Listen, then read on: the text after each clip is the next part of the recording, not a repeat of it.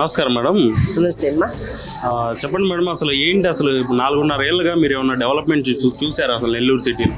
లేదండి, ఈ 4.5 సంవత్సరాల నుంచి కూడా ఏ ఒక్క డెవలప్మెంటు లేదు. ప్రజలు అనేక రకాలుగా ఇబ్బందులు పడుతున్నారు. వ్యాపారవేత్తలు ఇబ్బంది పడుతున్నారు, పేదలు ఇబ్బంది పడుతున్నారు. కరెంటు తరఫు నుంచి 200, 300 వచ్చే వాళ్ళు కూడా ఇప్పుడు 1200, 1500 వస్తుందని చాలా బాధపడుతున్నారు. అభివృద్ధి అంటే అండర్ గ్రౌండ్ డ్రైనేజీ అంతా కూడా చేశారు సారు. ఆ తర్వాత ఈ వైఎస్ఆర్సీపీ వచ్చిన తర్వాత అభివృద్ధి అంటూ ఏమీ లేదు. లేని దానివల్ల కూడా డ్రైనేజీ ఇబ్బంది, దోమలు అన్నీ కూడా వస్తూ ఉన్నాయి.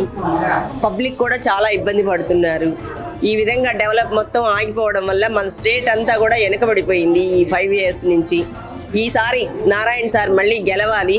స్టేట్తో పాటు మన నెల్లూరు సిటీ కూడా బాగా డెవలప్ అవ్వాలి. ప్రజలందరూ కూడా సంతోషంగా ఉండాలి. ఈ ధరలు కంట్రోల్ అవ్వాలి.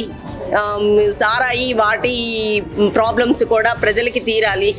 10 రూపాయలు ఇచ్చి పేదవాళ్ళని సంతోష పెడుతున్నాము అని అనుకుంటున్నారు, కానీ 10 రూపాయలు ఇచ్చి 20 రూపాయలు లాగేస్తూ ఉన్నారు. అందువల్ల పేద ప్రజలు కూడా సంతోషంగా అయితే ఏమీ లేరు. ఈ వైఎస్ఆర్సీపీ వచ్చి అధికారంలోకి అందరినీ ఇబ్బంది పెడుతూ ఉన్నది. ఈసారైనా మన స్టేటు, మన సిటీ అంతా బాగుండాలి అంటే నారాయణ సార్ తప్పకుండా రావాలి. స్టేట్లో చంద్రబాబు నాయుడు గారు రావాలి.